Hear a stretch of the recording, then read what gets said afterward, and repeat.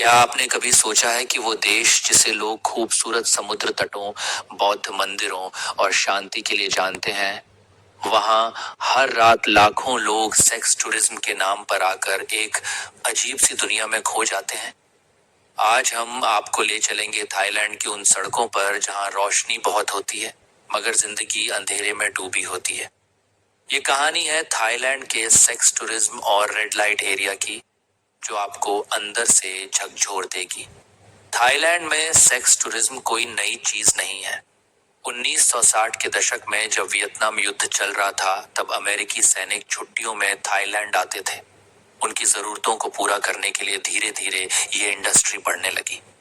देखते ही देखते पटाया, बैंकॉक और फुकेट जैसे शहर दुनिया के सेक्स टूरिज्म हब बन गए।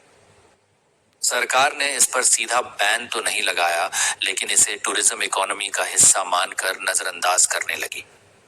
पैटपोंग स्ट्रीट, यहाँ आपको नाइट क्लब, बार और गोगो डांस क्लब मिलेंगे। नाना प्लाजा, इसे दुनिया का सबसे बड़ा एडल्ट प्लेग्राउंड कहा जाता है। सोय काउबॉय, रंगीन लाइटों से सजी गलियां जहां लोग हर रात भीड़ लगाते हैं। वॉकिंग स्ट्रीट, पट्टाया, यहाँ रात कभी खत्म नहीं होती। फुकेट की ये सड़क हर रात पर्यटकों से भरी रहती है। इन जगहों पर न सिर्फ थाई लड़कियां बल्कि अन्य देशों की लड़कियां भी काम करती हैं। अब जरा उनकी जिंदगी की सच्चाई सुनिए। ज्यादातर लड़कियां गरीब गांवों से आती हैं। कई को बचपन से ही गरीबी, कर्ज और मजबूरी ने इस काम में धकेल दिया। कुछ लड़कियां तो तस्करी के जरिए यहाँ लाई जाती हैं। उनकी कमाई का बड़ा हिस्सा बार मालिक या दलाल ले लेते हैं। कई बार इन लड़कियों को हिंसा, बीमारी और डर झेलना पड़ता है। HIV और अन्य यौन रोग बहुत आम है। और सबसे बड़ा दर्द ये कि हर रात वो किसी अनजान आदमी की जरूरत बनकर रह जाती है।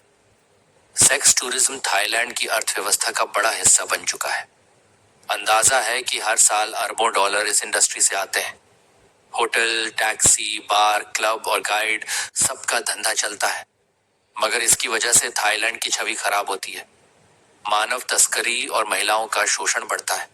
कई परिवार बर्बाद हो जाते हैं और सामाजिक समस्याएं बढ़ती हैं। सरकार कई बार इस इंडस्ट्री पर रोक लगाने की कोशिश करती है, मगर ये इंडस्ट्री बहुत बड़ी है। NGO और सामाजिक संगठन इन महिलाओं की मदद करने की कोशिश करते हैं। कई लड़कियां इस जाल से निकलकर सिलाई, ब्यूटी पार्लर और छोटी मोटी दुकानों में काम करने लगती हैं।